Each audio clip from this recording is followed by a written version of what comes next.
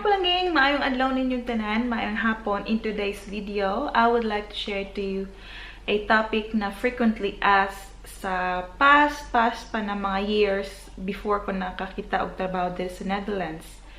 So, paano nga ba ako nakakita ng trabaho dito sa Netherlands?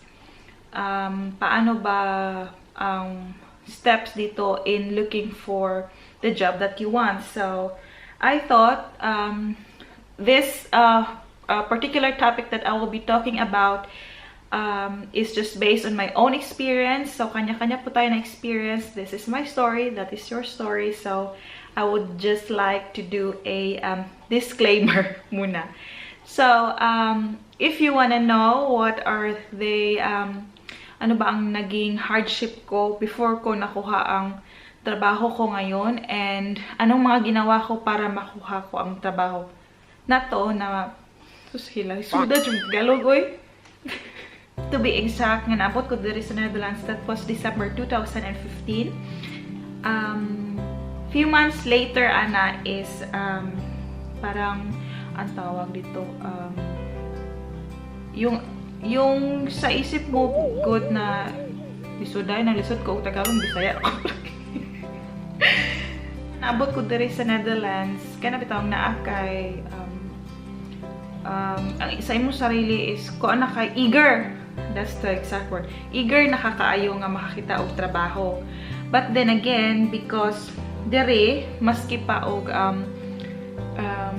suit ka sa ginahanap nila nga position, there are still obstacles and mga trials nga imuhang nga matanggap nimo sa imong sarili. So, for example, on my own case, hindi naman po ako college degree or may degree akong natapos sa Pilipinas. Wala dili ko dili ko professional, in short. So, ang urge lang jud nako nga makakita kog trabaho is gusto ko is related siya sa kung unsa akong posisyon sa Pilipinas pa ko. So, ang trabaho sana sa Pinas pa ko is I work as a sales lady sa usa ka cellphone shop sa Bohol. The company is from Bohol, but naa sila different branches sa Visayas. And then, so ang specific nga branch is na-assign ko sa Cebu. So, I work there as a sales lady. Okay, fast forward, pag abot na ko dire, I wanted the same job. Because gusto ko nga makarelate ko, and then at the same time mabala-bala na ko kung unsa akong experience sa Pilipinas. So ganun man tayo, di ba? Pag confident tayo once, may experience na tayo. So the moment came nga yun nga magngita ko og trabaho. So ang first na ko nga gi-applyan is because feeling na ko related raman siya nga mag-sales lady ko. Nag-apply lang ko through walk-in. Nagdala ko sa ko ang CV. So, ang gitawag nila diri ka na imuhang bali application form, and then naakay application letter. Murabag motivation letter, something. So, gidala na ko siya together with my, kato nga, ako ang form. And then, pila na to siya ka-months nga nakapaskill sa gawas nga hiring sila. So, every time adto mi dito nga area is sige kung mo trabaho ka ko, no? Because naabot ko 2015 January, February, I think 7 months or 8 months ko usa ko na ngita og trabaho kay dili gusto ako ang banang mo trabaho ko nga dili na ko kaya and dili ko ready. Na-apply ko nga to og trabaho, like walk-in na nga pag-apply. And then, nidool ko dito sa kanang cashier. Kaya na ka tindera dito nga I think nag-arrange sila sa display mga earrings and whatnot.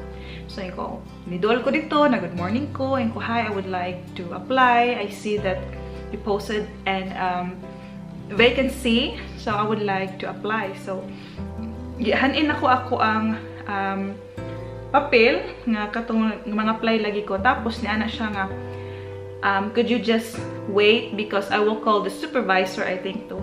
Ako muna dito, ay, nindot ni kay basin, you know? Dili na ka magbalik pa for interview or what, kay nana dito ang supervisor ba? So, nagubat ko pila ka minutes, ninaong na tong lalaki. Medyo, ano siya ka ng kumindeng-kendeng. So, to, napalaila siya. The moment nga naghanin ko sa kong kamot, And in English ko, ingon ko, "Hi, I'm Mona. I am applying for the position that you are posting outside." Siya. Wala pa siya katingog mga palangging. Pagtingog niya, na pa siya. Murag nagkanga siya ba, and then nagpanghatag siya siyang pangalan na ako remember sa Japan. And then the moment nga nag-apply ko was the moment po nga nag-breakdown ko because the moment nga nag-apply ko, gidiretso ko ingon nga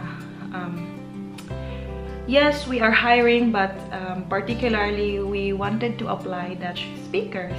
So wala pa ko na down the moment nga giingnan ko niya ato, but still kanang unsita naglakas loob ko because I wanted to have a job. Gusto ko makatrabaho.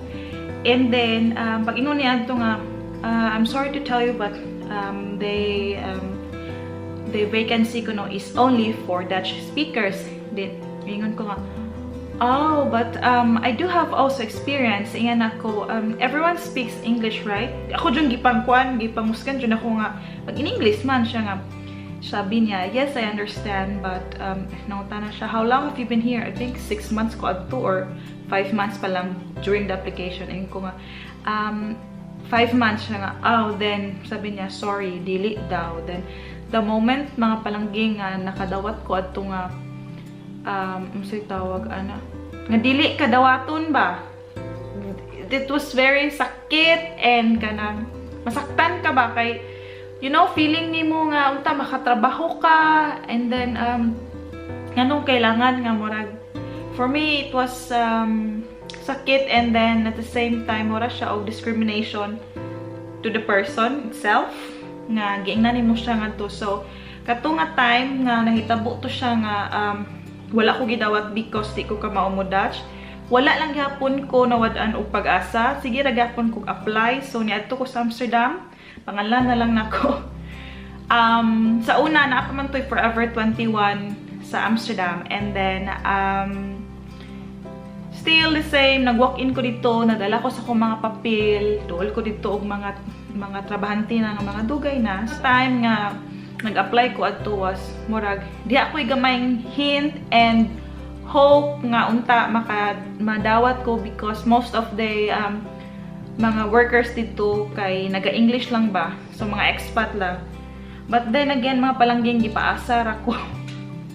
Wa ko gitawagan. So still down na pod gihapon ko, pero wa ko nawadan og pag-asa mga palangging kay this company nga akong gitrabahoan at the moment was still building sa Amsterdam. So the moment na nakita na ko siya, I said, mag-apply ko nganhi.